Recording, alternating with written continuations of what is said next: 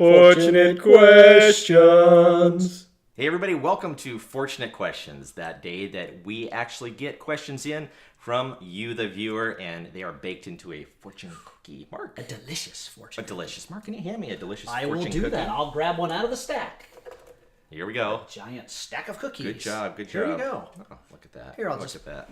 Look at that. Oh. This is getting fancier and fancier. What do we have? Who is our question from today? I always like it when they kind of rhyme. It's from Peter from Portland. Peter from Portland? Don't make fun of Peter from Portland. How does that rhyme? I don't. It's just. It's all got the P going together. P, yeah. So it's another. It's kind of a simple one again to read. Maybe not a simple one to answer, but here we go. Do more megapixels translate into better photo quality? Sure. Like always, we ask that you like and subscribe. Do more megapixels. You know what? There was a time when that's what everybody thought, and camera manufacturers, they were in this race to who could have the most megapixels inside their cameras. And they started to find out really fast when they started to cram a bunch of megapixels into a tiny sensor, they started to get noise. Yeah, all that noise. And you wouldn't get that low light quality and stuff.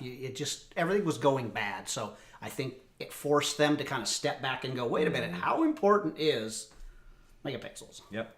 So it's still important, right? I mean, I take the newest cameras, right? Your D850s, your Sony R3s. You know, those are super high megapixel cameras. 40 and above. And they're amazing. They're amazing, and they're amazing in low light too. So they made some great advances in sensor technology. But I think back to my D700. Okay, that was a 12 megapixel camera. Yeah. And it was magic, the files. And in fact, I took it out the other day, and I was blown away with how good it looked. You showed me. I remember you showing me, and it was... It's like, why did I even ever start shooting something else? The camera is really good.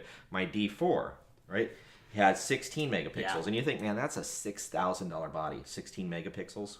Yeah. I can get a point and shoot with 24 megapixels. My 6,000 body had... Yeah, you take that 16. over any day. But it could shoot in complete darkness and not be noisy. So, yes and no. It's a yes and no answer, right? I mean, it's like today, yes, it can make a difference. Do you need it? Here's my answer, right? Yep. So today's 24 megapixel cameras, which is a lot of your Nikon stuff, so your 7500s and those type of series. Yep. In your D6.2s, for Canon, 24 megapixels. Those are such good sensors. Yeah. Such good sensors. And they're better than a 24 megapixel 5 years ago. Yes. So, I don't know. Did we even give a good answer to that one? I don't know if we did. I don't think you need to worry about megapixels anymore. You need to just look at what that camera does for you, what your budget allows you to purchase. So, don't worry about the hype of joining the race of more megapixels. No, it's not. It's not. We all covet not more all megapixels. Do I want to shoot 50 megapixels? Megapixels. Of course I do. But it's not practical all the time. So, Pete, I hope we answered your question. If you are buying a new camera, get whatever fits in your hand. That's right. That's what it comes down to. I mean, it's all good stuff nowadays. That's right. If you want mirrorless, go with the mirrorless. Yep. If you want a good sensor, go with the 850. just go with one. Yeah, if you can find one. Yeah. But thank you, Pete.